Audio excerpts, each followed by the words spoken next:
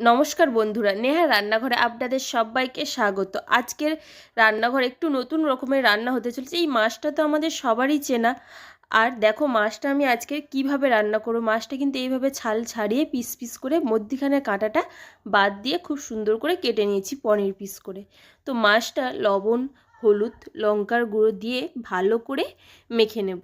দেখো আমি আদা বাটা একটু দিয়ে ভালো করে মেখে নিয়ে এটা কিন্তু আধা ঘন্টার জন্য আমি এই রকম অবস্থায় ফ্রিজে রেখে দেব।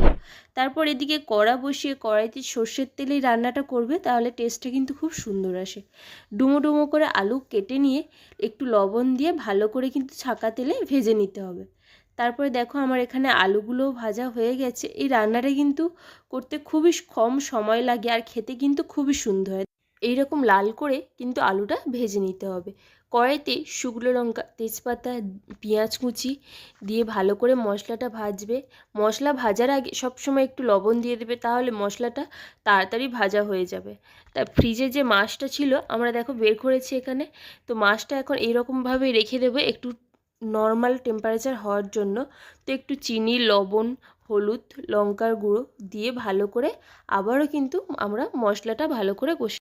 টমেটোটা দিয়ে একটু নাড়াচাড়া করে মশলা থেকে তেল ছাড়লে একটু জল দিয়ে আবারও ভালো করে মশলাটা করে নেবে। নিয়ে ফ্রিজে থাকা মাছ কড়াইতে দিয়ে ভালো করে নাড়াচাড়া করবে। দেখবে মাছগুলো একটু যেন ভাজা ভাজা হয়ে যায়, নাহলে কাঁচা গন্ধটা থেকে যেতে পারে।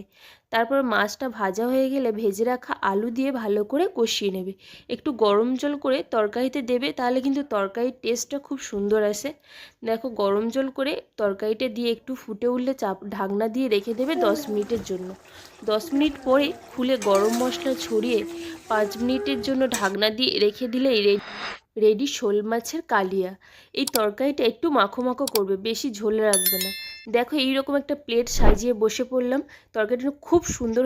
ভিডিওটা ভালো লাগলে সাবস্ক্রাইব, লাইক, কমেন্ট, শেয়ার করতে